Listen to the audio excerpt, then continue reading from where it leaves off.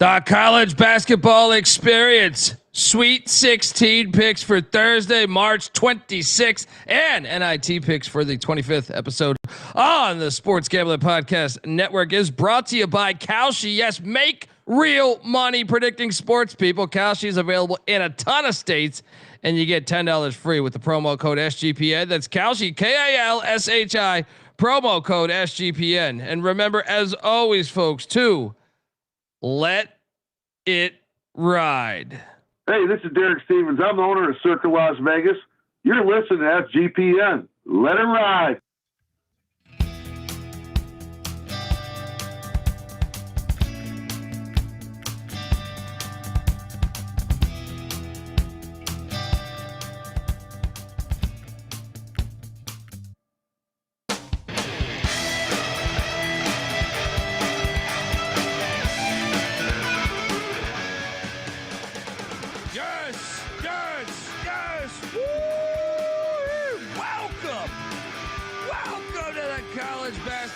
Experience Sweet 16 day one picks.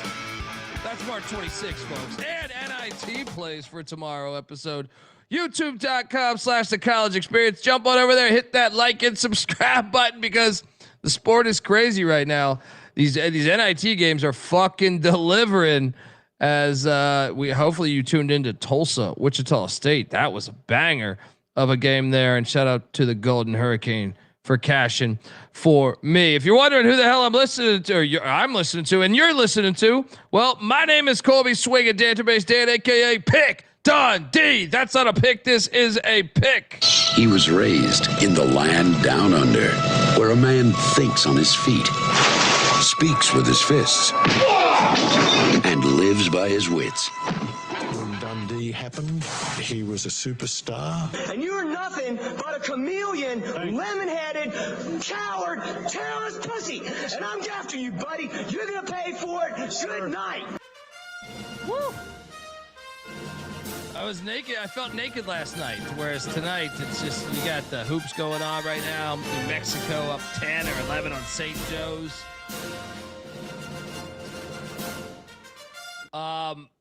Yeah, I mean, it's just, we got a lot to talk. We have a special guest available in a little bit as well. A guy that I'm nominating for Oscar next year for filmmaking. But this guy, I've been hard at work all day, guys. Don't think I've just been sitting around with no day basketball. Been hard at work. And this guy here, well, we have a new introduction for him. But anyway, he is the host of the College Football Experience. Give it up for former staffer at Austin Peay with the Governors, South Carolina with the Gamecocks, and West Virginia with the Mountaineers, Ryan McIntyre, a.k.a. Moneyline Mac. What's up, bro? What's up, man? I'll tout my Wichita. Plus 4.5. We both win. Numbers matter. Number lands right on the 4, and I got the phone charger back. I know everybody was worried. All right. Well, look, we've been hard at work. I've known to be just one of the most amazing writers, I think, out there in the world. If you haven't checked out my books, they're on the black market. But shout out to Moneyline Mac.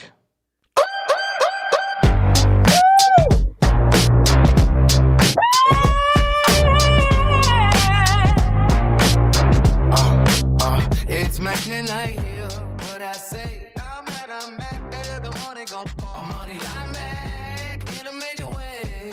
Oh, those tacos from Billy Ray. In a mimosa is the way. Ask your girl how my money the cold mountain is. That's what it rings. First to give your girl a crazy dream with 3 kids. Remember the gas up. I'm the king who gives your girl her ass. Her money up. It's back tonight, feel the heat. Moneyline Mac can't be beat. Don't really raise tacos and mimosa set me free. All the fine girls follow me. All money up, Mac and cheat. Listen up, Jack fucks, here's the deal. Yeah, money up, money cheat. Moneyline Mac is out for more, they got enough fees. I love a good slow jam. When it comes to Moneyline Mac, now that's a proud program. It's back tonight, feel the heat. Moneyline Mac can't be beat. Billy Ray's tacos and mimosas that need free. All the fine girls follow me. Your girl's in a foxhole spot, taking out mamas with a fireball shot. Your girl's in a foxhole spot, taking out mamas with a fireball shot.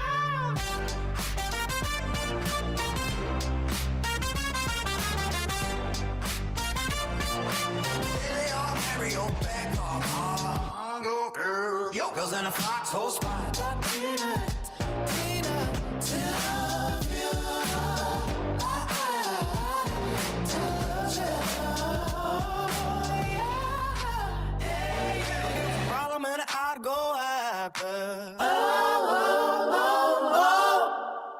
I mean, Oh man, holy shit! Hard.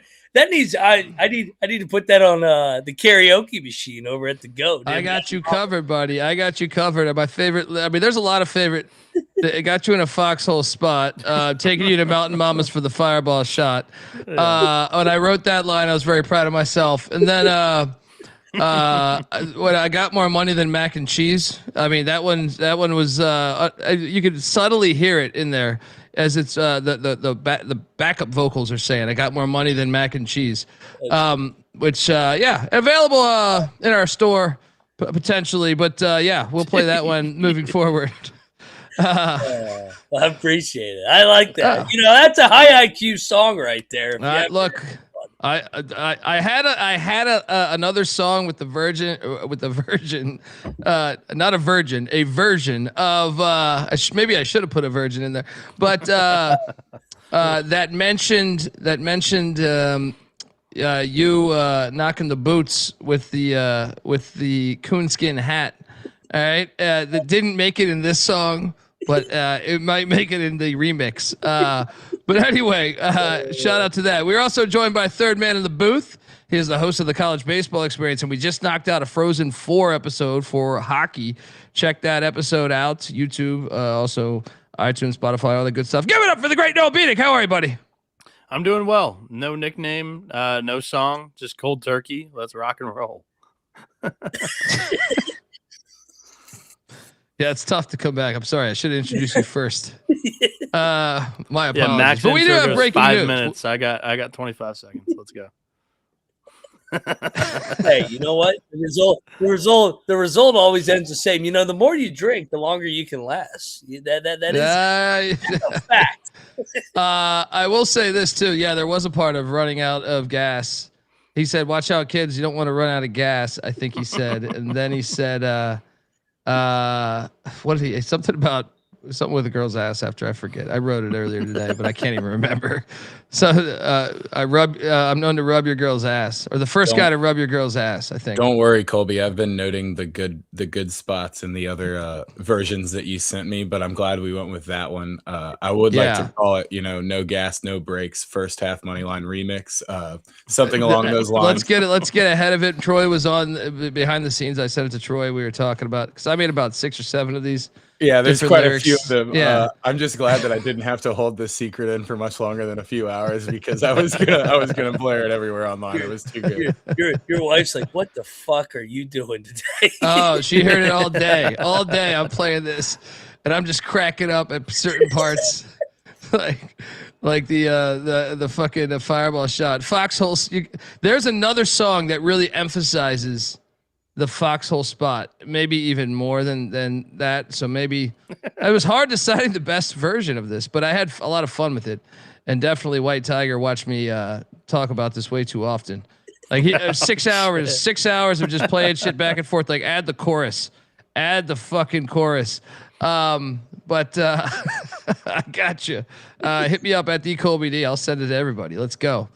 We'll it'll be our outro music too tonight. But guys, we do have breaking news. This is March. It is madness, not only from the games, from the NIT. We also have madness as far as well, maybe the most historic program. I think maybe whether you mention Dean Smith or Roy Williams or George Carr or Larry Brown, probably forgetting 1,000 others. Obviously Michael Jordan, arguably the greatest basketball player ever. Chapel Hill, North Carolina is kind of a mecca for basketball. And Hubert Davis, the former player himself that played under Dean Smith and played for the Raptors and the Knicks and the Wizards and all this other shit. He's fired today at North Carolina.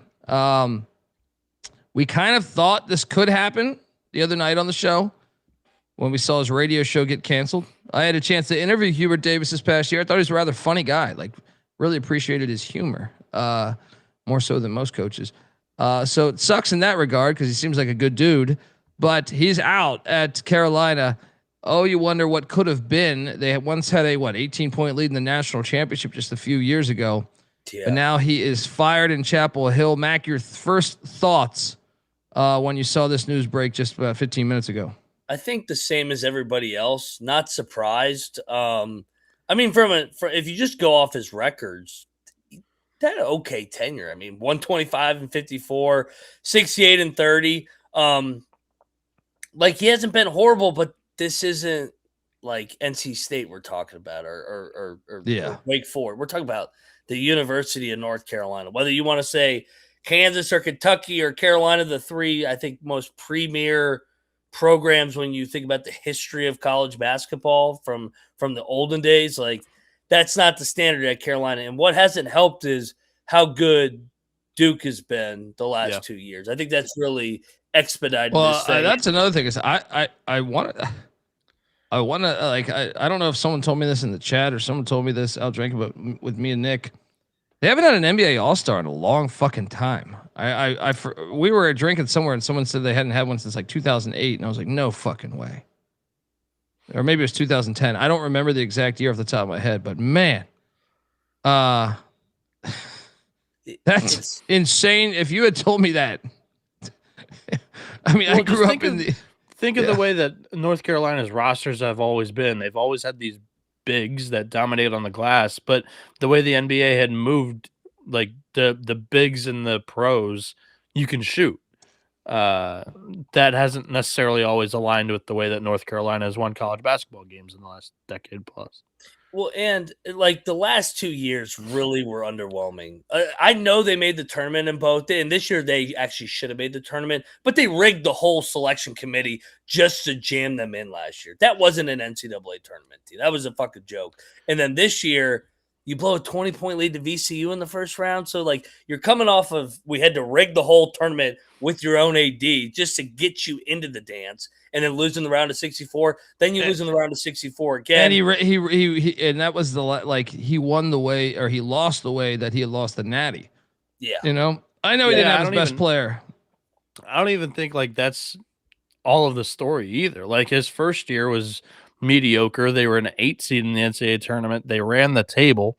They drew a Baylor team that had injuries in the second round, and they were able to take that 1 seed's path to the national championship. And they did have that 15-point lead that ended up getting blown, but then they returned that entire team, were the preseason number 1 team, and they missed the NCAA tournament entirely, going 500 in the worst power basketball conference in power conference. He bought himself a lot of leeway because of 2 wins. Yeah. Beating Krzyzewski on Krzyzewski senior night, and then burying Krzyzewski again, ending his career at the Final Four. So like he had already had, and he's an alum. So he like those 2 wins will forever be special with Carolina in the fuck you in that rivalry. Yeah. But you also have to win the other games too. Like, I thought he should have got 1 more year. I see it in the chat, like talking about how Belichick should have been fired first. No, here's the thing: 1 year. You can't fire after 1 year. Here's the thing: when you open your mouth and you're as vocal as you are in saying, "Oh, it's a basketball school. Why are we spending all this money on football?"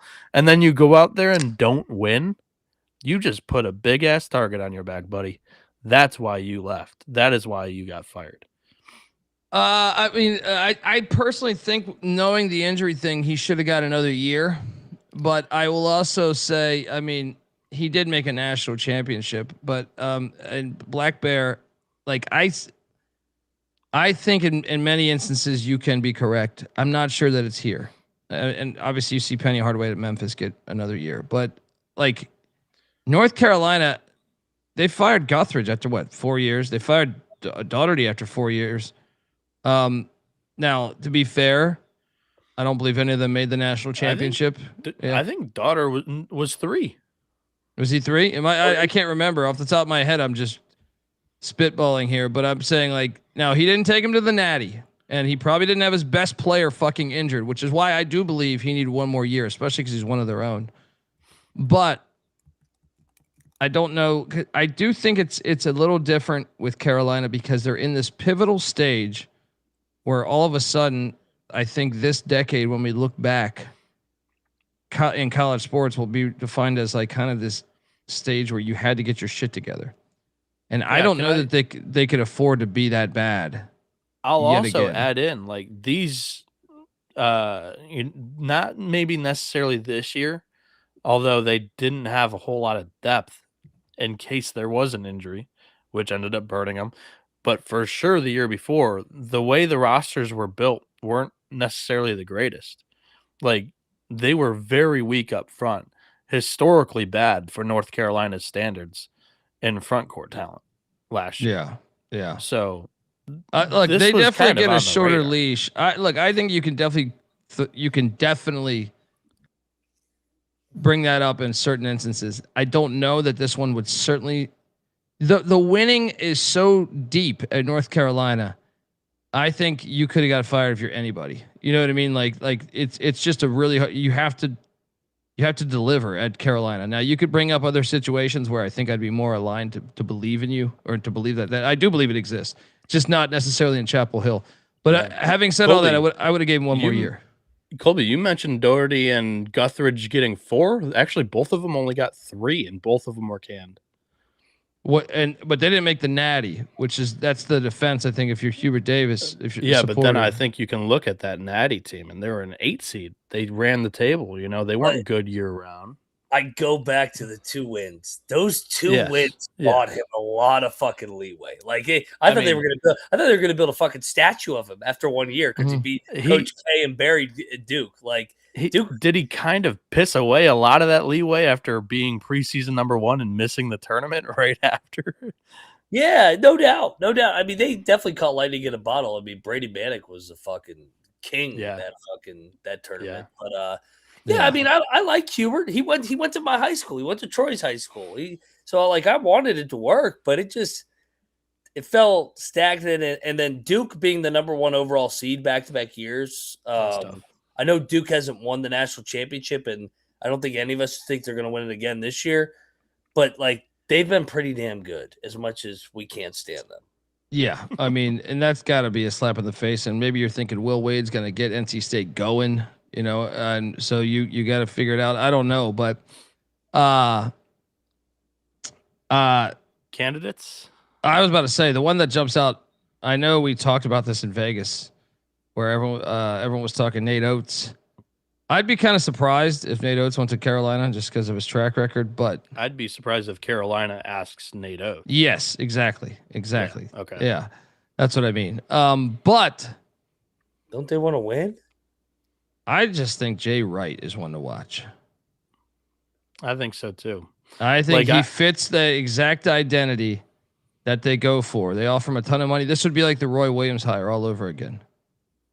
And look, I know he was at Villanova and he's tied in, but I believe, if memory serves me correct, wasn't he in Maryland at one point as an assistant or something? I feel like he was somewhere along the Northeast.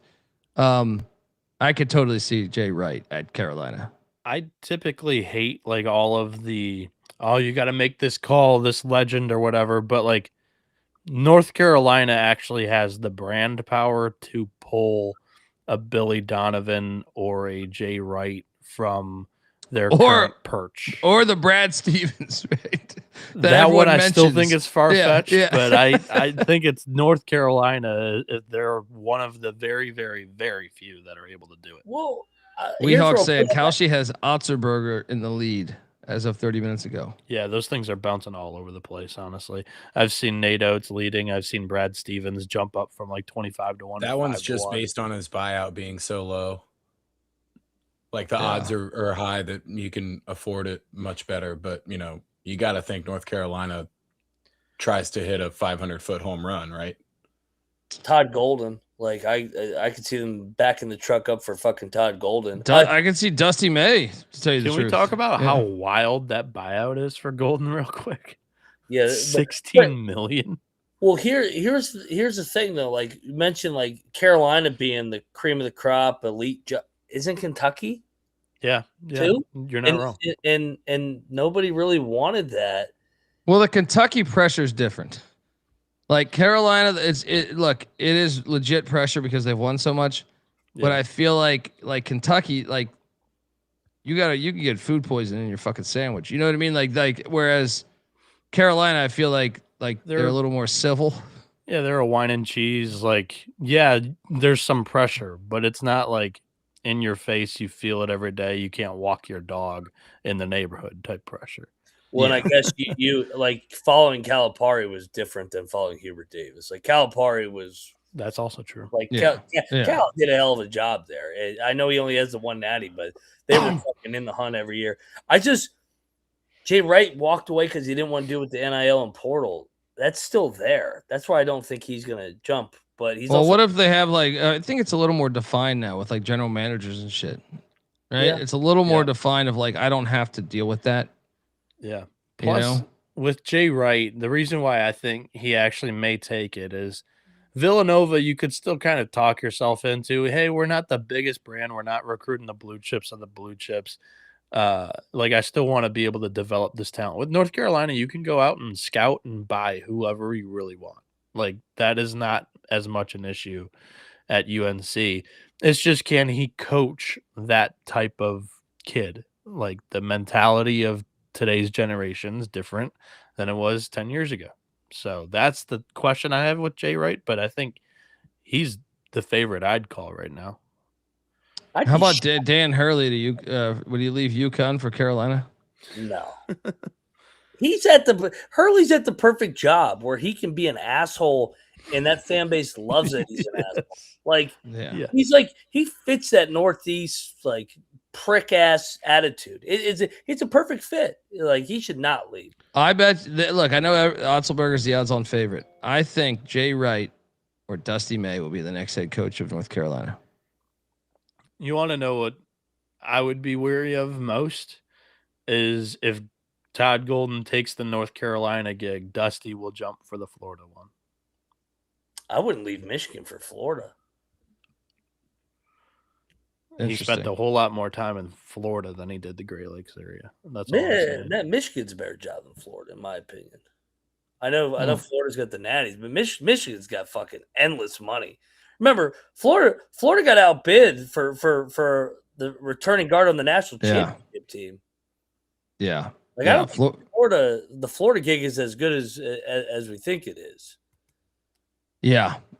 Anyway, we will keep you up to date on where the heels go, but interesting news there. We gotta get one more name. What's that? Actually, okay. I hate doing this, but I lagged out or whatever. Grant McCaslin. See, I don't think him and Otzelberger fit the Carolina job. You don't think Grant fits at all? He's very clean. He's a Texas boy. And like do you think that they were going to get Dean from Kansas? You mean Roy? Roy, sorry. Yeah, well, Roy graduated from Carolina. Yeah, that's fair. Like he was on Dean's staff for I think Otzelberger's in the perfect spot at Iowa State where he can get what he needs to get there to be in the hunt to go to a Final Four like he is this year. And I think McCaslin's perfect at Texas, and they got all that oil money. Like, I wouldn't jump to Carolina. Like, he's king down there now. Yeah, I mean, I don't know. It's definitely interesting. I don't know. I mean, it's Carolina's such a big time job. I think anybody would consider taking it. I really believe anyone could. Like, I don't think they'll offer Nate Oates though. I think there's too much shit in his background, and they're currently battling the Belichick shit too. So it's like, why? I don't think they'd want to do that to themselves. But I think they're gonna. Todd Golden will be the big one. I could see Golden, but even he's got a little interesting. He's got a lot. He might want to jump after, especially going through that little sugar last year. Yeah. Anyway, Anyway, might have listened to that intro and got him excited. that's true. Mottola says Reggie Theus. I agree. Dr. Bradley, if package deal with Dr. Bradley. All right, let's talk these. Let's talk these games. But before we talk these games, we have a special guest who was live on the scene in Vegas, reporting, and we must welcome him with open arms because he was doing the Lord's work, following Moneyline Mac around Vegas. So right now, is he still here? Can I introduce him? Is he currently still here? Right. All right. Well, look, give it up. There we go for growing the stash in the chat, aka Steve. Hook 'em, baby, because we were both on Texas Moneyline. How you doing, brother? And thanks for joining the show, and thanks for following around Mac for 48 hours. That must have been awesome and horrible at the same fucking time. How you doing, brother? I'm doing fantastic. Thank you, gentlemen, for having me. It is an absolute honor. And let me say, after a weekend of following around this maniac, I'm a little bit, I needed a good day at church on Sunday, but I missed that because he didn't make his flight. So naturally we had to do stadium swim again. I really thought I was going to wake up Monday morning to that, I missed another flight. Guess we got to go back to stadium swim text message. I don't know if I was more relieved or disappointed that I didn't get it. I don't know, but here we are. There we Glad go. to be here, boys. Yeah, no, you killed it on the, like, if you got folks at TCE on SGPN, if you didn't see Max, Mac was on one and Stash was there for it. Me and Bieniek were gone, but Stash, also originally from Long Island, I believe, right? And a Texas Longhorn fan. How did that come to fruition, by the way? Well, I joined the Marine Corps after high school and kind of bounced around a little bit. So after I got out, by the way. Yes, thank you. Appreciate that, gentlemen. Yeah. Appreciate that. After that, I just my mom moved to San Antonio. So I went to go visit her after I got out. Went up to Austin for the weekend, fell in love with it, which anybody who's been to Austin can vouch that you will fall in love with it right the fuck away. It is a beautiful city. It's changed a lot since 2014 when I moved there, but it still is a great city. And then I started working for the university as in the Texas Athletic Nutrition Center a long time ago, feeding all the athletes and everything. Got to interact with all the students and coaches and stuff. And I didn't really have an affiliation from Long Island because Stony Brook wasn't popular. Long Island, the LIU Sharks, fins up. They didn't exist. Let's go. They didn't exist. Proud program. Proud fucking program. Very proud program. And then we had Mello for a year, and that was the gist of our college basketball. I feel like if I had grown up in Texas, I would have been a much larger college basketball fan or college sports fan in general than I was. Yeah. But since I had no affiliation, I just ended up as a Longhorns fan. And this was during the rough years too. So not during the, the heydays of what we've had with Sark era. I was around during the Charlie Strong time and the Tom Herman era of Longhorns fandom. Yes. I remember BYU running for about 400 yards against you guys. That was fantastic. But I think I was there. Yeah. Oh, fantastic. What were you feeding them to have Taysom Hill run for 200 yards against you? I took over right after that. Then the winning. I was about to say, are you responsible for the decline? No. Because I mean, I'm responsible for the incline. Yeah. There we go. Well, shout out to that. And you were also killing it. How was it with Mac? Because I feel like you got like, dude, you should be a fucking spy because there's like a couple photos of him like dipping his French fries with a chick like across the bar, and it's like I don't even think Mac knew that you were like. I don't think this was coordinated where you're like, hey, dude, hop on the other side of the bar and film me. I just think you just went into to stealth mode. And there's just some great fucking clips. He's in the pool dancing around. I mean, this fucking. How was it with this fucking idiot around you that long? And great work, if I may say so. It was me and the great Rob Donaldson and his good friend, his good buddy Scotty, who I had the pleasure and the honor of meeting this weekend, who are two of the just most upstanding gentlemen, lightly use that word, I've ever met. But yeah, no, we were sitting across the bar, and it was Rob Donaldson had the fantastic idea to send them some Proud Program Fireball shots, and our bartender, this fantastic young man named Sky, was all in. He was a fucking team. He was a Proud Program. Sky was a Proud Program. He poured up the shots and went walking around the bar, just Proud Program, shots for a Proud Program. And naturally, me and the great Rob Donaldson had to be in the cut filming Steve Irwin style. We had Mac in the wild, and we had to get the film. But I thought that was a good good angle. You know what I mean? Being from across the bar, him not knowing what the deal was, and then we had to get a couple of with them being on board too, because you like consent. This is 2025, 2026, whatever the fuck. You need some smiling pictures with the thumbs up. Yeah, we're Proud Programs. So that way Derek Stevens everybody's a happy. friend of ours. Derek Stevens a friend of ours. That's his property. I think we're in the clear. Correct. I think we're in the clear there. But it is true.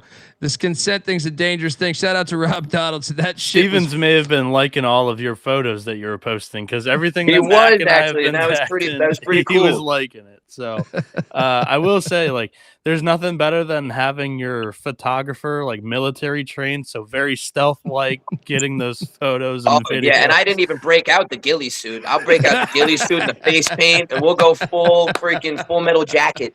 I did want to mention this too before we move on from like Vegas stories and everything, but like Stash was the absolute man. Friday night gave us a ride from Westgate to Circa. I just wanted to say thank you on the show in public. You cheap fucks. You cheap fucks. Strong armed. No. This That's is exactly how it went down. I'm trying to leave, minding my own business, and these guys are like, "Hey, you fucking live here. Yeah. You don't drink. This is the funniest. I'm like, I don't know. I got biddies. I got to go chase. Like, no, give me a. I'm like, all He's right, like, all the I'll casinos do are it. closed, aren't they? All the casinos are closed. You got this. You can do this for me. No, this is how it fucking happened too. Mac, Mr. Moneybags, in the back seats counting his cash as we're rolling up to the parking site or whatever. And we're like, hey, Steve, do you want us to pay for parking? And this guy's just fucking counting cash, and he goes, 20. There you go. Well, I mean, even funnier is like, I'm glad he did that, because Steve is a trustworthy individual. All right, but if he did that in a normal Vegas cab, Mac would have been killed in downtown Vegas, and Bieniek, you would have been the innocent bystander that would have got murdered with him. So it would have been pretty fantastic to do. Me and Stash would be doing the college experience now. We were that close. We were that close to just having Colby a two-man Dant crew. Stash. Yeah, right there. Is it bad I don't remember this encounter going down? What night was this? Yeah, I was gonna say this had a lot to do with the fact that neither Mac or I could operate the Uber app. Like, it was completely impossible for me to use my phone at the time. And Mac just keeps tapping me on the shoulder, going, "Look, my wallet won't even fold. Look, my wallet won't even fold." Proud program wallet. And, Proud program wallet. and he forgot his charger. He forgot his charger in the theater. Yes, he did. He forgot his charger. He did. Had to go back and get the charger. And the guy. my I was God. like, we should probably follow this guy, right? Yeah, Nobody someone did. needs to get. He made it back though in good time.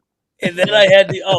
Was this the night I had to go through security to go get my debit card from the previous night? Yes. Yeah. Yes, Yeah. it was. Yeah, It was. and you had to wait by the fucking gate and everything. Did get the card though. Yeah. Shout That out. security guard was hot. She wanted me to bring her donuts in the morning. I need to Yeah. send Hey, tomorrow's a new day, buddy. Now you I'll can go give bring her her a some donuts in the morning. yeah. Now you can give her a hit single. We can even press this to vinyl for you. We got to put that on playing as soon as he walks into Circa the next time. We got to call Derek ahead of time and get him playing that over the speakers as we all walk in. Mac in front. 100%. I'll be behind with the camera, and we'll just mob in like that to that song. That'd be fucking 100%. That is already being arranged for next year, and even the remix too. But dude, so thank you once again. That was fucking awesome. You did great work. I mean, the photo of like him and the girl, like, looks like they're dipping a French fry in like a thing of ketchup, like they're in fucking love. Like they just found out. Oh, you like gambling too, or whatever. Like, oh, you love, you know, what? I feel like there's no boundaries on what Mac would say. He could say anything, you know. At that point, it'd be like, oh, yeah, I fucking love Justin Bieber. You know what I mean? Like, I love CNN. What are you talking about? Yeah, to be fair, at that point, when you're going after pussy, anything is in play. Yeah. Here, I was on The View with Whoopi Goldberg that one time. When he starts changing his political views for pussy, then we know he found the one. That might be the hottest broad he's ever banged in his life. Yeah. That's Sleepy Joe. I love that Sleepy Joe. You're fucking hot. You're fucking hot. I love the, like, to me that, yeah, you get go past 7 or 8, so you get to the 9-10 range, you will change politics. No problem. No problem.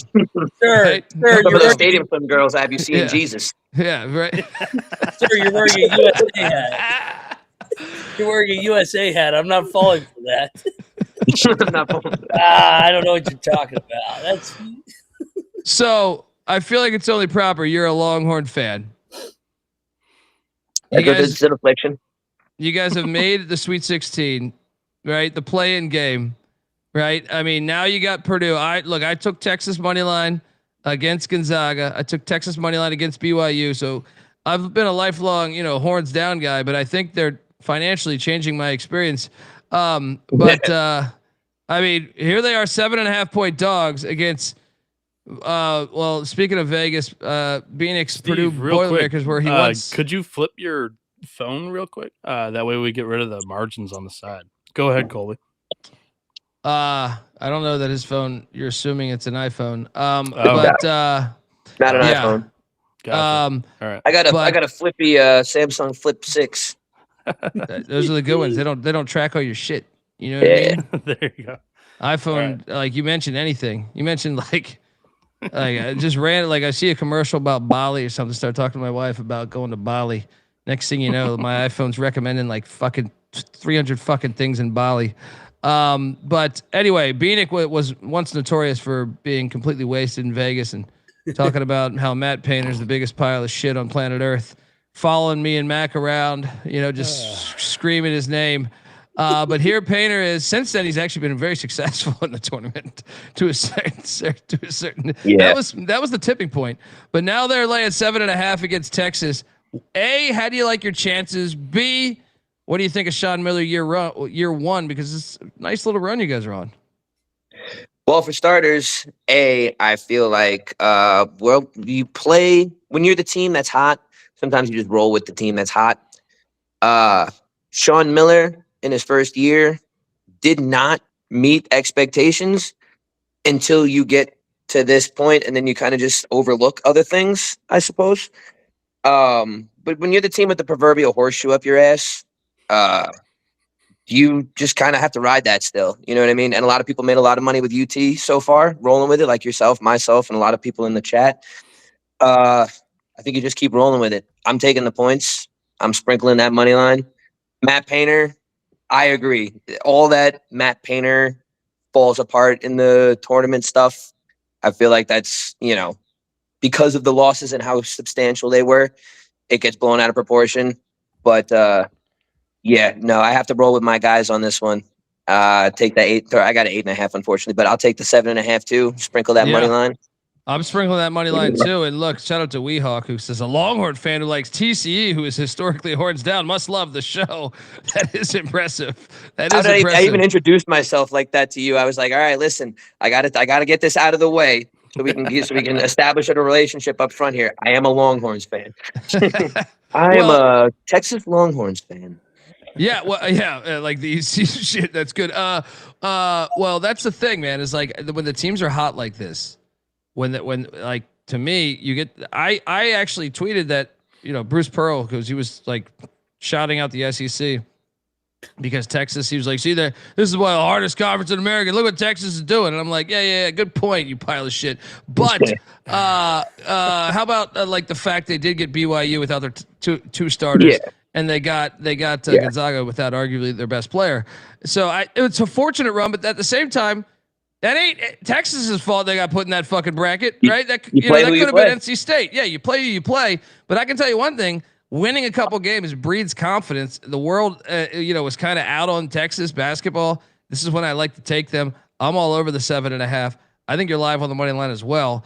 Now I'm expecting Mac to completely shit on us because guess who's been fading the Horns every goddamn game. Quick stat here. Yeah. Sean Miller's teams, as an underdog, 13 times in the tournament, they've covered 10 of the 13 times, and 5 they've won outright. Ooh. So, and now, in the spirit of journalistic integrity, that's just bare facts from Chris Falica that I'm regurgitating. This is the game. Yeah, I got asked to do this at 1 p.m. this afternoon and still had to sleep for work. So I'm doing a little last minute. These are regurgitations, but that is still a thing. So yeah, I think you got that nugget from Mac in the middle of that drunken experience in the middle of the stadium swim. He's the like, journalistic integrity. Now we know he's been hanging out at UT Austin a bit too much because they pride themselves on that journalism school. This is it. I was flipping burgers and learning big words. Mac, you have faded Texas at every round, and I have faded you and made money with the exception of the NC State opening round. That was my fault. State. What are you doing here, Mac? The NC State should be here. So I was curious, and Mottola probably would know this better. Does Arizona root for Texas? That's a good question. Because, what's the terms of Sean Miller, Mottola? This is a curious, if do they start rooting against Purdue because Purdue's a higher seed? These guys, so he has a soft spot, but does the rest of the fan base have a soft spot? Yeah, I mean, Miller's been great as a dog. They've won 3 out of 5 already in this tournament, or I guess the first one was a pick'em. He went to the Sweet 16 his first year at Xavier as well before losing to your Texas Longhorns stash. Yes, sir. I'm laying it with Purdue. I think it's going to be similar to the Miami game, where I think Purdue makes their free throws down the stretch. Braden Smith just controls the game at the end of the game. Lawyer makes enough shots, and Kaufman-Wren. I think Purdue got their scare out of the way. They were losing at the half. I thought that was kind of a gut check win to really lock in. I think they've been unbelievable these last 2 to 3 weeks. So I'm going to lay it with Purdue. I'll fade Texas now. I mean, and you think of the travel spot too. I mean, they've been what? They started Dayton, then they had to go to Portland, back to Austin. Now they're going out to San Jose. I think the couple extra days off may halt their momentum here. A lot of them. You don't think maybe they stayed in Portland? They didn't. I checked their Twitter. They went back to Austin. Didn't? Okay. Now, a lot of there's been a bunch of play-in teams that have made the Sweet 16, right? Historically, there's been a couple though. I believe VCU and UCLA actually went to the Final Four. Yeah. Right. I was Syracuse maybe did Elite 8. Maybe I'm trying to remember off the top of my head who's made the Elite 8 from this. But a lot of them lose in the Sweet 16. Yeah, yes. I remember a lot of them do lose in the Sweet 16. Didn't Quanzo Martin's Tennessee, I think, lost in the Sweet 16. Bieniek, what are you doing here in San Jose? Yeah, so I'll start off with what Mac asked about Sean Miller. If I was an Arizona fan, I'd be very, very careful of rooting on Sean Miller in this game against Purdue, only because if it was a Texas-Arizona Elite 8 matchup, there is nothing for Texas to lose in that and everything for Arizona to lose. And also, Sean Miller still in his career without a Final Four appearance. What better for Sean Miller to do than get that first Final Four appearance at your expense? I don't think you want anything to do with that. I struggle to see how either team gets a stop in this one. I really do. Texas's ball screen defense has been really rough all season long. Purdue runs out of the pick and roll 24/7, 365. I struggle to see Texas stopping Purdue, and just Purdue's defense for the most part this season. It's been better lately, but it's still not that great. They're top 15 in assisted field goals against. And that's where I'll take you for the underdog fantasy player projection. Jordan Pope Jordan Pope higher than 1.5 assists in this game. It's cashed in 5 straight games, and I'll take you to the over 148.5. Texas covers the plus 7.5, but I will bet the over. I like that. I like that a lot. Yeah, and shout out to Mike in the chat. NC State, were they in the playing game when they went to the Final Four? They might have been. No, I know they had. because they won the ACC tournament. That's right. So they couldn't have been in the playing game. That's a good point. Still a crazy run because they had to win the NCAA tournament to get in, but different. I got Purdue wins by 11. Texas wins outright. Yep. Woo. How many shirts do you over under on Sean Miller's shirts he sweats through? Yeah. 6.5? 4.5. Yeah. 4.5? He's honestly. I'll take the under 6.5. Okay. I'll take over 4.5. These quarter zips they got these coaches wearing nowadays are so absorbent that it's not as fun. They got to go back to the suit shirts. I agree. Do those motherfuckers. I agree. Go back and watch some hoops in like the 80s and 90s. That shit was just seeping through. How does Rick Pitino not sweat in all those suits either? He's dead, right? I was about to say he's been taking 100%, 100%. He's got stem cell shit going on. Yeah, he got that fixed. All right, so look, we're split on this, right? Me and Stash are on Texas money line. Mac, I know you made a fortune in Vegas, but how much money have you lost on Texas now in the NCAA tournament? Fuck. You can't even count it, right? But it's got to be a couple hundred, right? Yeah, a couple hundred, but I'll get it back here with Purdue. Boiler up! Let's go! Horns up, baby. Horns up. Horns up. Let's go. And I got to say something real quick because this next generation of Horns fans is doing this number. This is not horns up. Yeah. This is horns up. I was corrected at my first fucking basketball game and my first time at a basketball game at the old dome, at the drum rather, the old drum. And I got told right away because I was like this, horns, blah, blah, blah, blah, blah. And the cheerleader in the front row was like, "You don't go here, do you?" I'm like, "No, what do you mean?" She's like, "You turn your hand around like this and you put it like this because the nose is out because it's a horn. It's a cow." I'm like, okay, they were like, I got you. This Yankee piece of shit coming here. Yeah, right? It wasn't the accent. The accent wasn't bad enough. That was the fucking. They were pissed about that.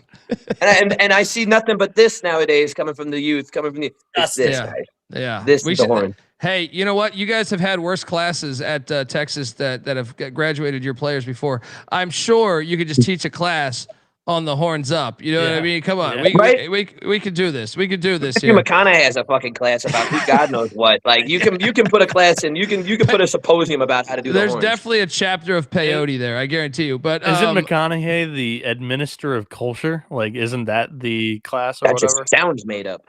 Yeah. You give enough money, they just create a title for you. Yeah. They just create a title. They give you an honorary degree in a class. Yeah. You got to have Will Greer teach the other class. Horns down, baby. He's bringing up the West Virginia win in Darrell Royal Stadium there. Oh, that was rough. I was there for that one too. It was in the crowd. Man. But well, dude, I don't know. I mean, I don't know what the plan is. We're gonna pick a few more games. You want to ride out with us? Yeah, I can stick around. I got another hour or so. Let's do it. Let's go. Because next up, that's first the first we got to game. hit an ad. Yeah, that was the first game, though. So we're going to dive in time-wise. We're going chronologically. But, folks, want to let you know that the College Basketball Experience is part of the Sports Gambling Podcast Network. Get the SGPN app for all of our picks, podcasts, articles. Cannabis Capper's always killing it on the article front when it comes to college hoops or really anything. All in one place, though, is all of that, and that is the SGPN app, which is free to download. We're not out there trying to get you like some pile of shit company. It's free. SGPN app. Just type that into your app store search engine and then hit download. And guess what? We ain't charging shit. All right. So go check that out. And remember, as always, to let it ride. We're also brought to you by SeatGeek. I mean, we just talked about Will Greer taking a shit on Texas football. That game was awesome. That game was phenomenal. I remember like Gus Johnson was on the call of that game. Yes. Right. That was just a fire football game. And some of these, we talked about NC State a second ago and that magical run where they banked in a 3 to fucking beat and win the play-in game of the ACC tournament. And they ended up in the Final Four. Nothing is better than sports. You know what I mean? Like getting out there and checking out sports.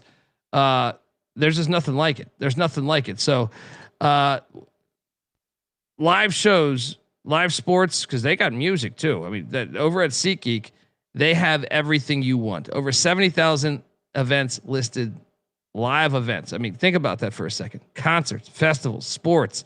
We got everything pending too. I mean, like what? I'm watching a college baseball game right now. I got on the TV. We got the NIT on fucking TV. All the other stuff. NHL playoffs right around the corner. NBA playoffs. College Frozen 4. We just did an episode. College hockey. They're in Vegas too, man. You guys should get out to that fucking thing, right? World Cup is right around the corner. Look, I moved to LA. I didn't even like soccer, but I found myself drunk at like a fucking bar at like 4 a.m. watching shit. And you don't have to even like sports to go and enjoy it, right? But SeatGeek has got you covered better than all these other scumbag companies. Watch out, because I'm telling you, SeatGeek is, and I say this proudly as someone that, even if you had asked me prior to them being a sponsor, I would have told you this. SeatGeek has your back. Each ticket is rated on a 1 to 10 scale, so you know you're getting a good deal. So look for the green dots. Green means good, red means bad. They guarantee every ticket. Buyer guarantee, which matters, because I can tell you war stories on the other side of things where, I thought I was getting the ticket, and then you end up fighting it for 6 months on emails. But SeatGeek doesn't do that. SeatGeek is just a professional company. And look, we're going to get you 10% off your next set of tickets there with the promo code SGPN10. Yes, that's 10% off any tickets. Whether look, maybe your girl's not into sports. You want to go check out, some comic or music or something. Boom. Still going to get you home. SGPN10 is the promo code. Make sure you click the link in the description to download the app and have the code automatically added to your account so you can use it later over at SeatGeek. We're also brought to you by Kalshi. Kalshi is a real money prediction market, legal in a ton of different states. Kalshi's got a ton of different trading options.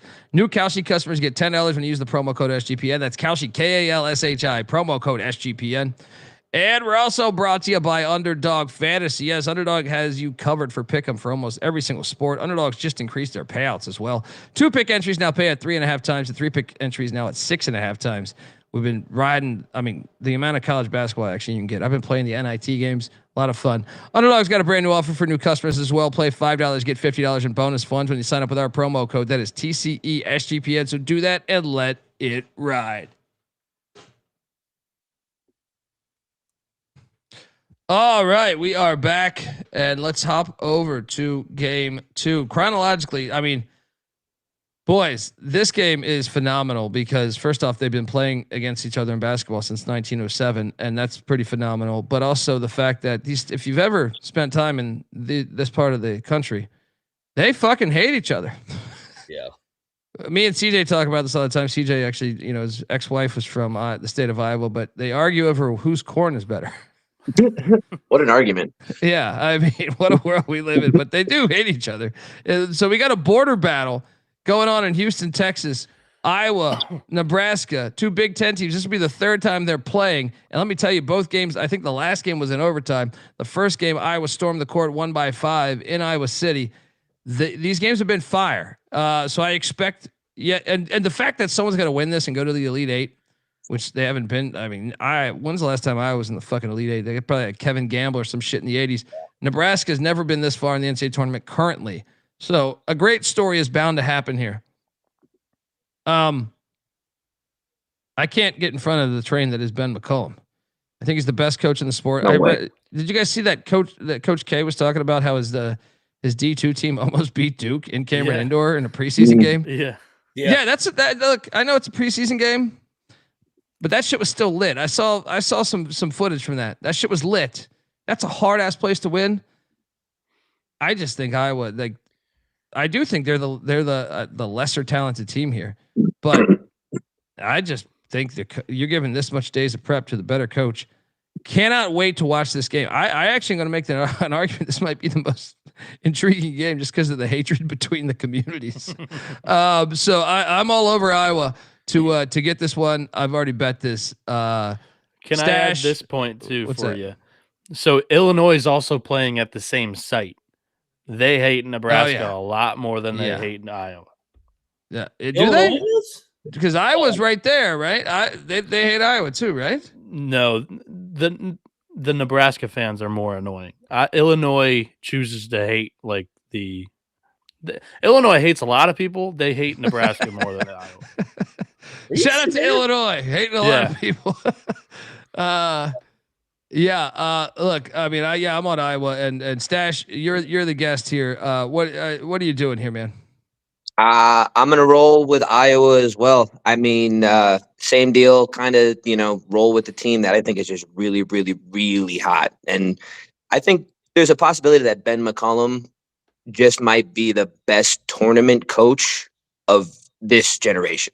There's a difference between being like, you could be a fantastic regular season coach, and which he is, don't get me wrong, but then just certain like turning it on in the tournament. Like, I'm a Giants fan. Kramer will tell you, Eli Manning in the playoffs, I'll take any day of the week. Eli Manning in the regular season is a fucking joke. You know what I mean? Yeah.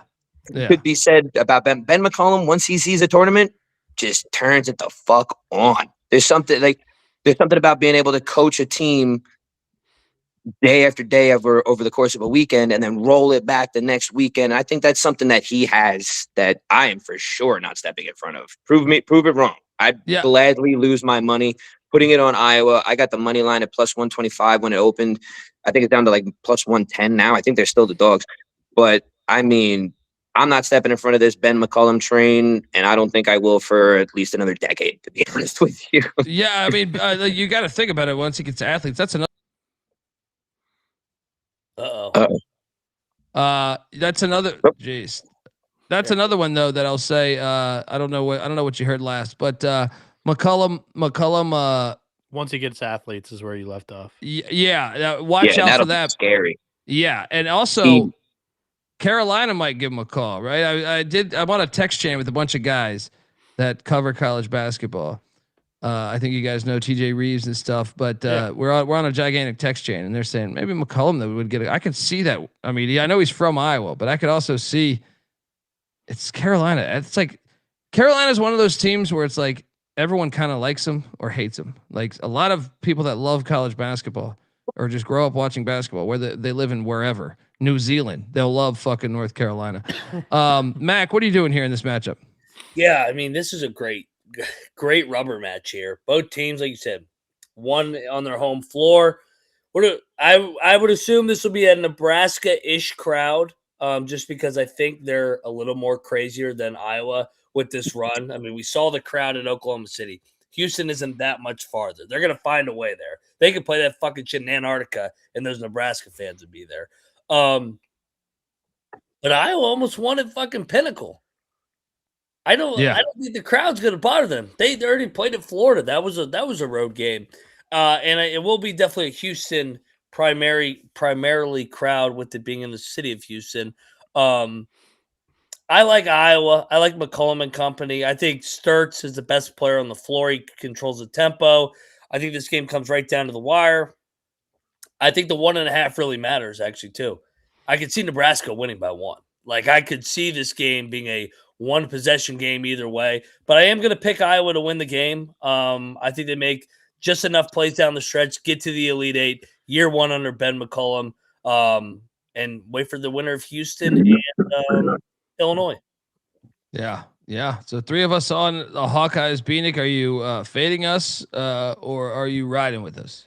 So I like Iowa to win and cover. I think I even gave that away on the last show that we did for whatever reason. But I think my favorite pick in this game is going to be the under 133.5. I just think with the amount of times that these two teams have seen each other this year, which has been twice, this is going to be the third matchup. First off, for the handicap on the side, typically always love the team after a loss to make the more and better adjustments going into the third matchup. That would be Iowa, who lost that overtime game in Pinnacle. But also just both of these games have been really slow paced. The last one would not have covered this number, but the first one would have covered by 10 plus. I like the under 133.5 here. The Cocktail Napkins got it at 131. But yeah, I think I can say I trust McCollum more in the tournament than I can right now with Hoiberg. I do think that Nebraska's 3-point defense should be able to neutralize, I think, Iowa's deep threat at any point in this game. Like I do remember one of those matchups, Sturtz did struggle. Like Sturtz had his worst shooting game against Florida in the national championship his entire college career. I think he's going to have a bounce back better day. But one of those games, he was not great either. He was just 4 of 10 from the field, did not get much free looks or many free looks in that one. And then the other one, he had like 22 shot attempts. So Nebraska making the adjustments in that second game against Sturts ended up working. The underdog pick I'm going to take you to, it's Mr. Iowa, Nebraska himself, Price Sanford, the one that's confused, right? This guy's going to determine the outcome of the game. And I'm going to take you to the lower than 24.5. The first game, he went lower than 24.5 points, rebounds, and assists. Second game, he went higher. I think that some adjustments, he'll fall back under a little bit here after, having two really good tournament games. So give me the lower than 24.5 PRA for Price Sanford. There we go. Okay, so that's so the Texas Purdue game is at 7:10 Eastern, then Iowa Nebraska 7:30 Eastern, and then that jumps us into this game, Arkansas Arizona in San Jose. Nick, I hope you're hitting this game. I don't know if Nick's in the chat tonight or not, but series goes back to 1949. The Wildcats of Arizona lay at 7.5. The over under at 168.5. Actually 166.5. So. I made this particular slide last night, so it's come down 2 points throughout the day. Look, I mean, Zona, I guess they didn't look bad against Utah State, but they didn't look as dominant. Is that fair to say? Yeah, they took their foot like, off the pedal. They're up 20, and then they fucking went to emotions. Yeah, but one thing I do love, and it doesn't matter whether it's Arizona. Honestly, they could have been playing any of the fucking teams remaining. You're giving Calipari 7.5. I will take it in every single matchup available. I love Calipari as a dog. I think he can stay in this game. I do expect it to be a big wildcat, but I don't know. Arkansas fans do travel, but I mean San Jose that's deep. But I just think it's too many points for a team with maybe the best player in the country. So I will take the points. I think this is another one. The pressure's on Tommy Lloyd. He's already scared Randy Bennett's coming to Arizona. So I'm all over this. Sorry, Mottola. But give me the Razorbacks. I'm even going to sprinkle the money line. Arkansas historically, and Mac, you can attest to this. I know you're connected to Arizona, but if you remove that, how many times have you seen Calipari kill it as a dog against, like, everyone rides him off and he has a great win as a dog? I feel like that's been a big story of his career. When his teams aren't often dogs because he gets so much talent. But when they are, I love taking John Calipari as a dog. Stash, what are you doing here, man? I'm right there with you again. I'm taking the points and I'm sprinkling that money line. Darius Acuff is an absolute demon right now, and he's on demon time. I agree with you that I don't think necessarily that Arizona played bad against Utah State, but they necessarily didn't even play good. I think that if there was anything that was exposed in that Utah State game, John Calipari, a proud Paisan, is going to be able to find that and expose it even further. And I agree with you also on everything you said about the Calipari and the underdog. I have another little tidbit here. Calipari is an underdog 11 times in tournament games, never been bigger than a 6.5 point dog. His teams have won 7 of the games outright. 8-2-1 against the spread. And they're an 8 there, then you're getting what, 7.5. I got if you're not in any facet in any universe going to give me more than 3 possessions with a Calipari team in the tournament. I mean, you can get plus 290, dude. Yeah, I've got a plus 290 money line and a plus 8.5. Yeah, and I got a full unit. I put a full unit on it too. At this point with so few games, it's full send. Yeah. What are we doing here? All over this one. And in honor of picking against Mottola, I gotta I'll give one for him. The fucking union works for you. Shout out to the great David Mottola, and he was fantastic. Him and his party. Working, tax-paying people like you, and we don't take shit from nobody. You got that assholes. Ask me. The fucking union works for you. Oh man, shout out to Stash. Mottola is the fucking man. He's the fucking man. Him and his peeps. As much as I want to see his sports misery for the rest of the month, By the way, him and his people are great, man. He had like 5 or 6 buddies out there, and the 4 that I know their fandoms, all of them are in the Sweet 16. So that group, man, like no, one of them's a UNLV fan. One of them's a UNLV fan. Okay, He doesn't count. I knew. Yeah. He doesn't There's count. a Purdue, there's a Michigan State, there's a Arizona. Oh, there was one Ohio State, and there's one Michigan. So the Ohio State one got bounced, but there's 4 Sweet 16 teams there. That's pretty wild. Mac, we know you've been sucking off Arizona all year. I mean, good God. You and Mottola, did you guys get a room? I lost his sunglasses, unfortunately.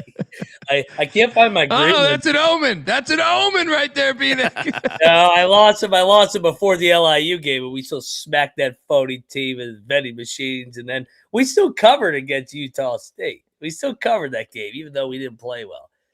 Get this Arkansas fake sharp shit out of here. Arizona's going to fuck them up. This is a 20-point win. This is a terrible. Online, you're saying online Arizona here? This is a terrible man. I'm Calipari sitting in that front row of NBA games, kissing babies. You got Akron signing with Reebok. You signed with Reebok. It's an Italian thing to do. You gotta kiss babies when you're an Italian. They stayed out west. They're feeling themselves. Calipari already won the Super Bowl. He outlasted Kentucky for a second straight year. That is great. That is great. It's done. This is how. Look at this shit. How are they going to keep Arizona off the glass? And they have a guy they can put on a cuff in Jaden Bradley. I just think this is a fucking awful matchup. To beat Arizona, you got to make double-digit threes. I don't think Arkansas can, unless Acuff makes them by himself only. But Jaden Bradley's gone against the best of the best. I think he wears out Acuff. I think Arizona just chokes their ass out, and Arkansas is going to try and run. Arizona's just going to punk their ass.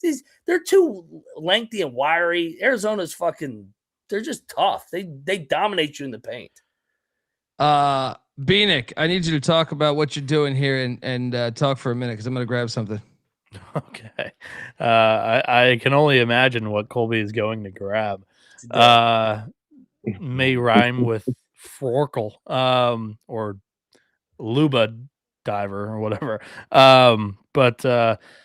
Yeah, the cocktail napkin. I'll start off with this, make it really long. Cocktail napkin's got this game listed at 8.5, so sides with Mac there on Arizona. Cocktail napkin's got this at 168.5, and I think that's where I'm going to throw you guys towards. That's my bet, is the over.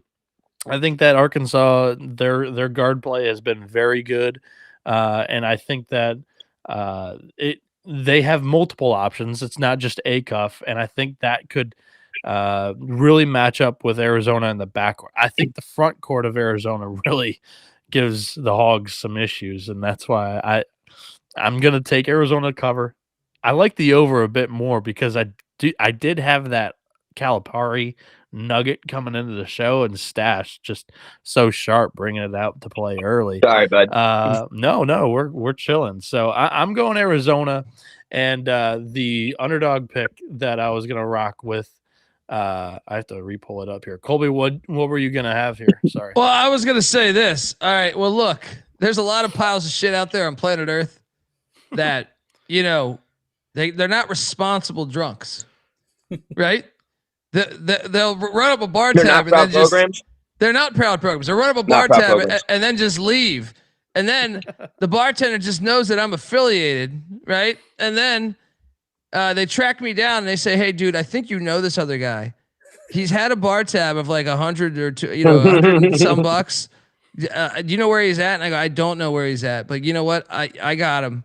I got him, right?" Well, there's a reward that comes with that because bear down, motherfucker. Those are the shit right. All right. They're looking all over for that. And by the way, my wife says you ain't getting this shit back, motherfucker. So if you want to fight a Colombian, deal with it, all right? Deal with it. Like you're in front of me over a fucking $10 bear down. I'll Venmo you. Send me some others. Good. Bear down. Look, this is what happens when you pay someone's bar tab. And look, I could have told him the next couple of days, but I said, fuck this guy, right? He couldn't handle this. I had to pay his fucking tab, right? And I did forget it was in the room, like, because I was definitely not sober. But I was like, what the fuck is this? And then I was like, oh, yeah, I remember I grabbed these from him because guess what? It was just sitting there on the fucking bar where he had not paid his fucking tab. So he loses the privilege of looking this fucking cool, all right? This looks like I could walk into Mountain Mamas and I guarantee you every gal there would be, hey, who's this prick Dundee bastard, right? Yeah. Anyway, what was your underdog fantasy play? Underdog player projection, as I had to re-pull it up, my window closed. Malik Thomas higher than 13.5 points. It's cashed in 4 of the last 6 games. I do think that max point on Jalen Bradley, mostly on Acuff, will be true. But I think they've got an elite number 2 who's been really coming on lately, especially against the top opponents they've played. Malik Thomas higher than 13.5 points. There we go. All right. There's still room on the bandwagon for you, Colby. Yeah, those shades look good on you. They're my wives now. Like my wife, she saw this and said, "Hey, she's like, you just picked up the stranger's bar tab," and I was like, "He's not a stranger, honey." I was like, "But." I talked to him almost more than you.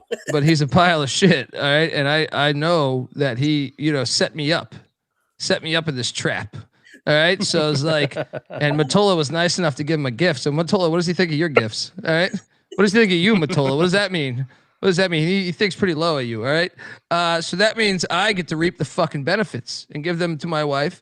I told him I bought them at a store just for her. Right. That's how it's played. That's how you do it. Right. Bear down shades. She loves Sedona, Arizona. We went like fucking hiking or backpacking over there. So I said, honey, I was in the store and I saw some Arizona shades that made me think of you. And boom, next thing you know, you're going to be happily married for a long time. Yes. Got the wife a pair of shades and White Tiger a toy, and exactly. Well played. Super dad. Oh yeah, they're already. I see. Ooh, this one's got heart on them. I love Arizona. Colby, I wanted to mention if Arkansas does pull off the money line, just go ahead and bet Acuff to go first overall, because I think it would be a hell of an impressive game if they win that outright. It would have to take something like Steph Curry special like. That's a good point. Yeah. By the way, Troy Tuning on the boards tonight. The voice of God.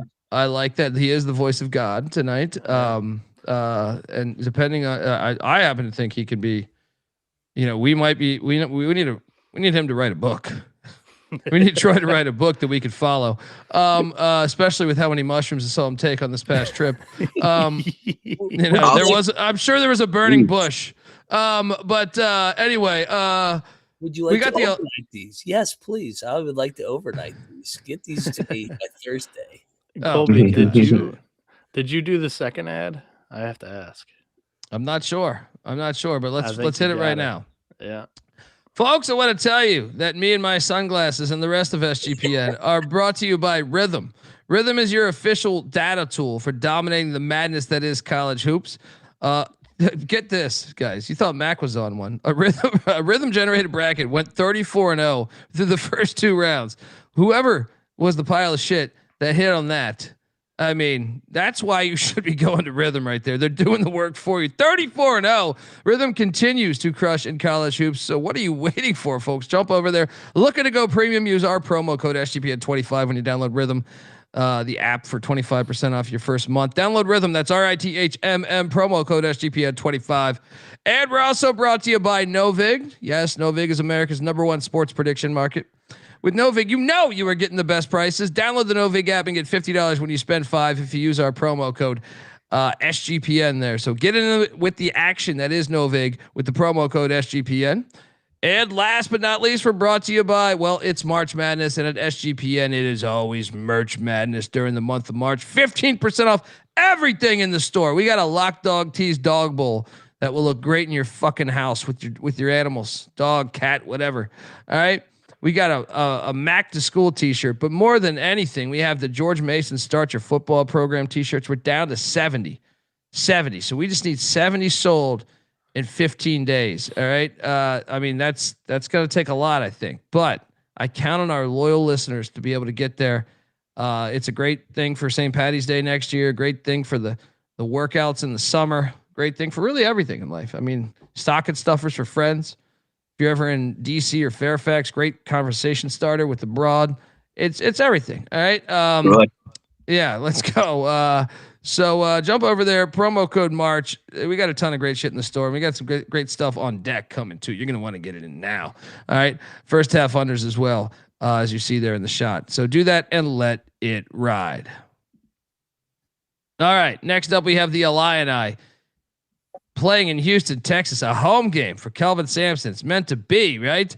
Houston laying 3.5 against Team Europe. This one's just a layup for me. I don't like betting on Underwood as the tournament goes on. Houston is, unfortunately for Underwood, bad luck, coach, because you got a home game for Houston. I will lay the 3.5 with the Cougs. And I've already bet the fuck out of this. Series goes back to 1967. Stash, what are you doing here? I know you're a Texas guy, so maybe you're like, fuck Houston, go Illini, but what are you doing here? I am actually not fuck Houston. I got no beef with Houston. So I am also siding as well with Houston. I think this is just a year for Kelvin Sampson, that this is the year of destiny for him. The year after the year, right? The year after the exactly. year. Man. Yes.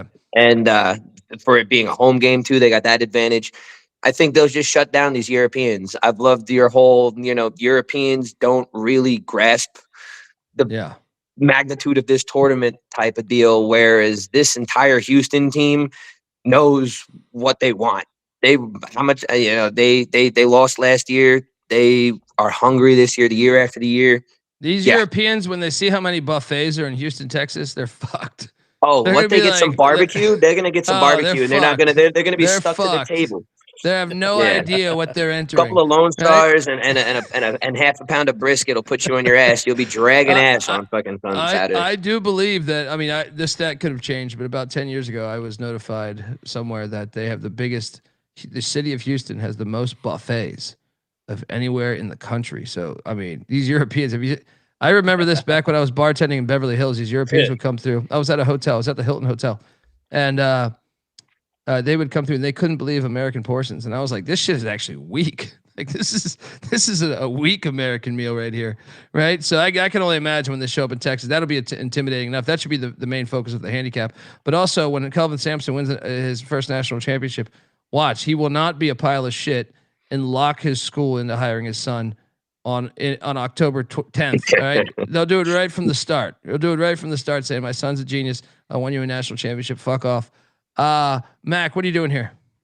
So I will admit this line does feel a little short, but yes, Ken Palm's only got it one. That's why it's short, because they fucking stroke off this little foo Illinois team. Yeah. This is a cha team taking on you. I saw somebody in the chat. Is Houston tough enough? What Houston? What Houston have you watched in the last 10 years? Right. I just like, all right. If you want to be cute and be like the line reeks, yeah, go ahead and take Illinois. But then when you just see these soft ass Euros just getting fucking punked on the glass and on the defensive end, you're gonna be like, why the fuck did I fall for the little too cute sharp play of the day? I think Houston just punches them right in the mouth. Defense over offense this time of year. Illinois is a front runner team. When they stepped up in competition for the most part in the Big Ten with those physical teams like Michigan and Michigan State, they lost. So I'll go to bed at night knowing I'm going down with Kelvin Sampson over Brad Underwood and this soft ass European team. That's what it comes down to in the city of Houston. So yeah, Houston. I think they'll win by 10. I don't think they're going to beat their ass by like 20, but I think they're just tougher. I think that's what it comes down to. It's going to wear it down. First half will be kind of dicey. I think second half is just too much. And before we get to you, Bieniek, shout out to Weehawk. Serious question. How do you promote rhythm analytics but downplay Ken Palm and Torvik? Well, they pay us. That's how. Next up, love you, brother. Love you, brother. But look, Ken Palm wants to pay us. I'll say he's got the biggest dick on this side of the Mississippi. All right. Anyway, Bieniek, what are you doing here? I don't downplay Ken Palm. No, you suck off Ken Palm. That's been a fact. You put the finger in the ass and everything, dude. I tickle the am balls. not afraid to point out a phony and say like, hey, this has been, a computer fraud for most of the year, in my opinion, in Illinois. I haven't really been too much of a believer. I do think that the home crowd is going to play a massive advantage against this Illinois team. I'm on Houston -3.5. I think this. I think Mac mentioned it for the Arkansas-Arizona game. I think this is your fake sharp play of the day, as the computers all think that the Illini will cover this. For me, it's the physicality that is there from Kelvin Sampson coach team. Yes, they may not have played the toughest non-conference schedule, but they scheduled tough. Some of the teams in their non-conference didn't live up to expectation. I'll point to you on that. So I'm on Houston -3.5, and I'll say this for my underdog player projection: we're going David Merkovich lower than 14.5 points in this one. On the road this season, he's only averaging 12.5, and this player projection is 8-3 in those 11 road games. So lower than 14.5 points. Love that one. Love that one too. I will jump on that one as well. Let's jump over to the NIT action, right? Did I miss? Right? We covered all of them, right? Yeah. Yeah. NIT, guys, has been phenomenal. Tonight was banger. I mean, like, honestly, it's delivering again. I don't know if it's been as strong as last year, but it's close. Illinois State tomorrow. This is tomorrow, folks, not Thursday. I will we're say giving you this guys gem. were talking about getting a good number with Wichita State. You didn't need to get a good number with Tulsa. I was able to get that cover as well. I cashed on the Golden Hurricane. That was a wild game though, man. And shout out to both fan base. That shit was lit. And then I had New Mexico laying it too. I went 2-0 on the NIT action. I can't believe St. Joe's choked away. I took the fucking points like an idiot. On Double St. Joe's. digits. Yeah. They choked it. They fucking played the second half like a bunch of fucking. The pit. They got had by the pit where everyone gets laid. Look, this is a nice little regional battle. Illinois State heading to UD Arena to take on Dayton. I expect this place to be packed, man. Dayton's there's a reason why they put the first four there. They're basketball fans through and through. The Flyers are laying 7.5 against Illinois State. Dude, I think we should lay it. I normally hate laying a big number with Anthony Grant, but I think this is going to be on fire. And I think this, they inch closer to an NIT natty. Colby, I think, what's up? Didn't Illinois State make this miraculous run all on the road in the FCS playoffs? They did. And you're just going to fade it? Well, they just won on a buzzer beater. Yeah, they didn't go to UD. So, I mean, didn't they win on a walk-off touchdown against North Dakota State? They did. Look, I got So, I got a sweatshirt. I got a tailgate report. Hook me up, man. Yeah. But and I party with all those people. They're great fucking human beings. But I've also partied with the Dayton fan base, and let me tell you, they will huff paint in the parking lot. This place will be lit. Proud program. So, very proud program here, right? I think Mac and many others in Indy for the Final Four weekend, which is also NIT Final Four weekend, they may be rooting against the Flyers here for cheaper tickets. I'm laying the 7. I think Dayton wins by double digits. You want to talk about alt line, Mac? Here's my alt line of the day. There's a shot they win this thing by 20. Illinois State just won at the buzzer. Let's go. But first, I got to ask Stash. He's our guest. We try to be decent human beings here, even though we're all piles of shit. What are you doing here, man? I got a couple notes here. So another little historical trend. We got games with similar lines between 8.5 or between 6.5 to 8. Favorite has won 76% of the time and covered 55%. That's a pretty good number for me. And then just Dayton is just so hot offensively. I'm not stepping in front of that. So yeah, I agree. I'll take the points. I'll lay all the points. And yeah, I'm down to alt line this shit up. Fuck it, we got nothing else to bet on. Yeah, exactly. We only have a few games. But degenerate like the rest of you, I need something to bet on. I know, man. Well, I mean, on Thursday we get the fucking Frozen Four, at least early in the day, which good job by them. They lead right into. They're trying to charge $300 to go to that shit out here. $300. Can you believe that? I wanted to go. I was like all for it. I was like, let's fucking do this. You'll be able to scout. Yeah, you'll be able to. Yeah, I'm gonna go. Yeah, you're right. I'll go outside, get a pair for 50.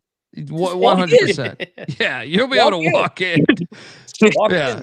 Yeah, you'll be one of Don't you 16 know who people I am? there. Yeah. Shit, we might be able to give Derek Stevens your number, and he'll be able to fucking hook you up. He's probably Derek's probably one of the only ones going. Shit, you're probably not wrong. Yeah, he loves hockey, man. So, but McIntosh, we're both double locking. Dayton, we like the outline. Are you with us?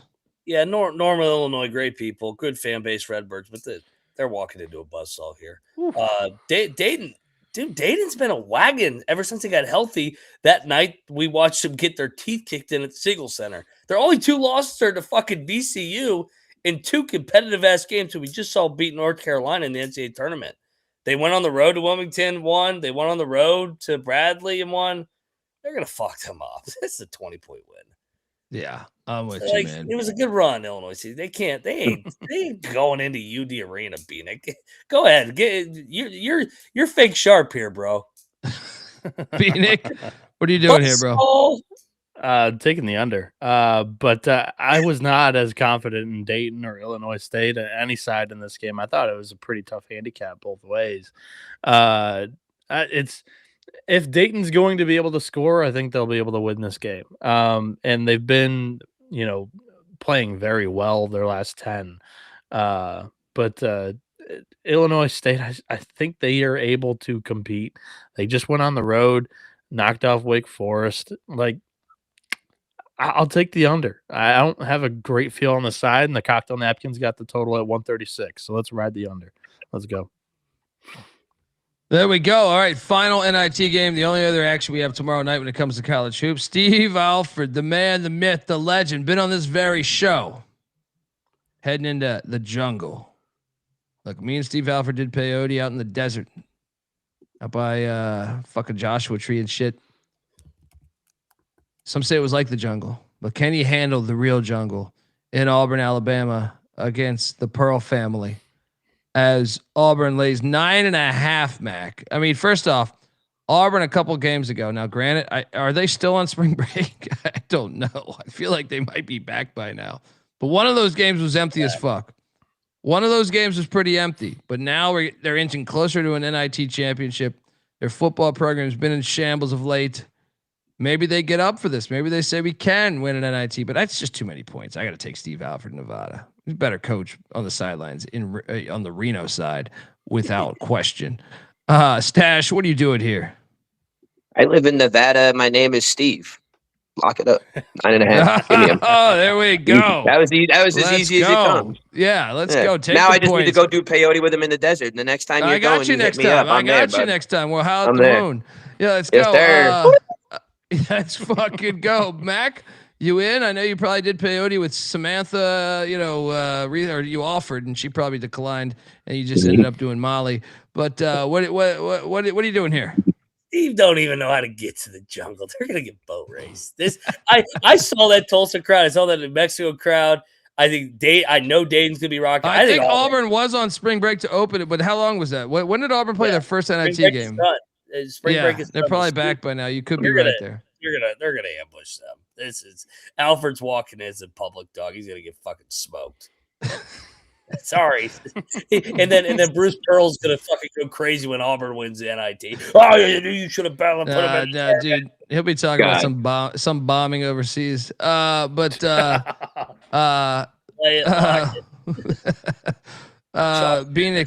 what are you doing here? Yeah, Nevada's been terrible on the road all year. 4-8 straight up, 6-6 against the spread here.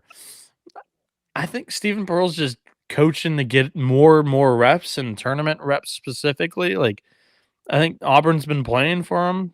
I'm going to take it, lay it, lock it. Auburn. Wow, battle just like that. Okay, we got something to talk shit about tomorrow night. Let's go. Hey, folks, that is our show right there. I want you to give favorite Thursday Sweet 16 bet. Ooh, that's a great question. Here's the slides, youtube.com/the college experience. I mean, I honestly think it's Houston. I think Houston is the smartest play you can do. They're at home, but the Moneyline dog of Texas and Arkansas parlayed, we should give that away, Stash. Ooh. SEC Moneyline parlay. Let's get fucking rich. What are we doing here? Yeah. let's jump on that shit. But Bieniek, what were you gonna say? I was going to give you guys time, but it sounds like you guys have the money line parlay already figured out too. Mine's the over 148.5 in Texas Purdue. I just think there's going to be a lot of scoring in that one. McIntosh, what are you doing? Mac. I mean, I think everybody's gonna go fucking Houston as their favorite one. So I mean, I love Houston, but it's this one right here. Arizona's gonna blow these hogs out. I was gonna say, Mac's going Arizona, but we should just run back. I mean, it hasn't failed yet. The Big 12 skull fuck parlay. Just lay it with Arizona and Houston. Like they're better than everybody else.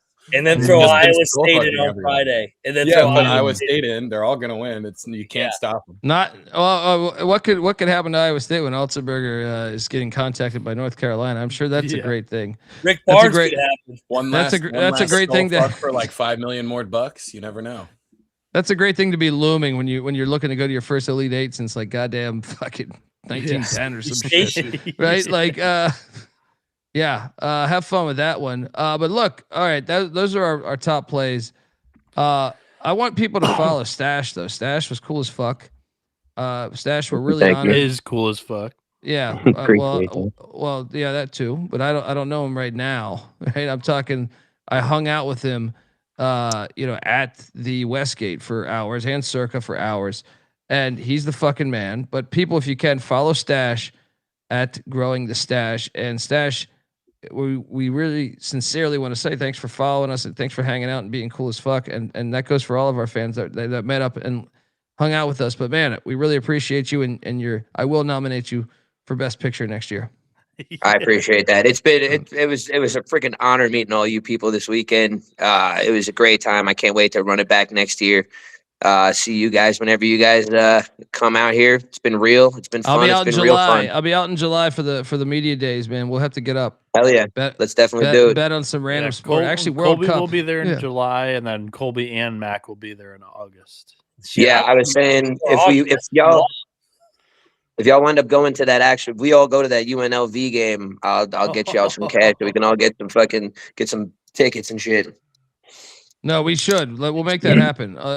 Pending schedule. We just need them to release the exact day, so we're on board. Correct. But I would say that's like a 90% chance. That's what I think. Colby and Mac are almost surely going. I'm probably out if they do the same weekend again, but yeah, we'll see. We'll see. Maybe we can finagle it. We'll see. I don't know if I can make it to August. I gotta go before then. Dude, come out. You gotta get out here. Frozen Four. He should be for media days, dude. Yes, media days. I'm here in July. Let's go. All right, let's fuck. Yeah, what are we talking about here? What are we fucking talking about here? That's what I'm saying, dude. I'll see if I'll see if you leave another pair of glasses at the fucking bar. All right. Just see how many you can collect. That's right in the prime of Stadium Swim, right in the middle of the Stash, just tell me when you want me to show up to play golf. I'll just show up and play golf for 2 or 3 days and leave. Won't say anything to any of these guys. I have Fridays and Saturdays off every day or every week. You fly in for a heater. I got a spare bedroom. Let's fucking go, dog. There you go. I might not remember where I'm at again, but we'll be able to play some golf. That's fine. Look, folks, we're gonna hit you with this brand new single from Moneyline Mac. If you're a DJ, please play this in the clubs. All right, you can hit me up. Shout out to did we miss that? By the way, this got thrown out way earlier. I'm sorry, Carlo. Appreciate you. He gives us $50. Rolling with you boys all year. Thanks for a fun season, making dollars. Gotta pay it forward. Survive the Valentine's Day massacre was fucking brutal. Remember that, Mac? The Valentine's Day massacre for us. We can win. There you go. We can win. I get what you're doing there. Full tank of gas with coming back from Vegas. Got to get Bieniek into sushi though. That's a tall order. That's a tall order there. Yeah, that is Foxhole spot right there. But we're grateful, man. Thank you. And then Jay North giving us $5. He is the fucking. He's a fucking man, as you know, he talked about this. Nate Oates to Chapel Hill. Jay North hung out with us. Hell of a great guy. I remember your name tonight. Thank you. Yep. Appreciate you, Jay North. And folks, hit me up if you want this one. All right, this is one for all the people out there. You got to send me a copy of that. That's the new ringtone right there, dude. All right, if you're single, all right, and you're looking to get some ass, play this one. Play this one at your house party this weekend. All right. It's called Moneyline Mac.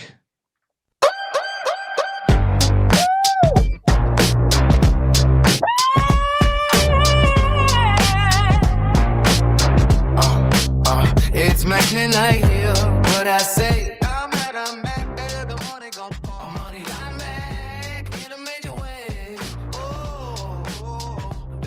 Now I got nothing to listen to at work tonight.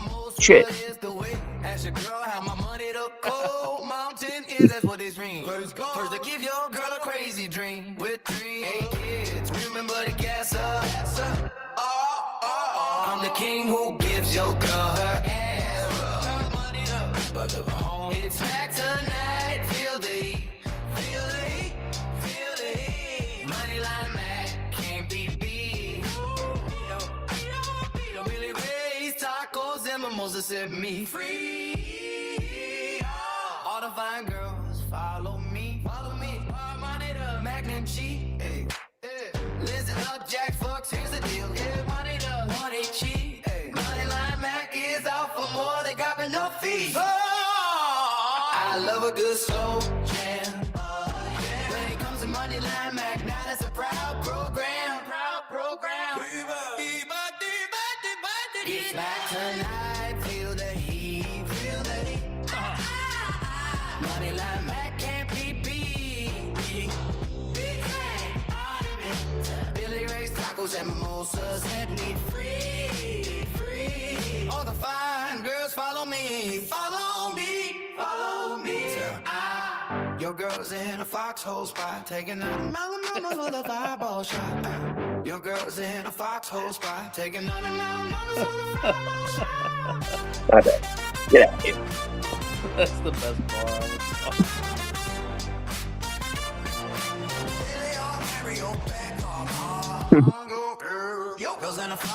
Yeah, there it is.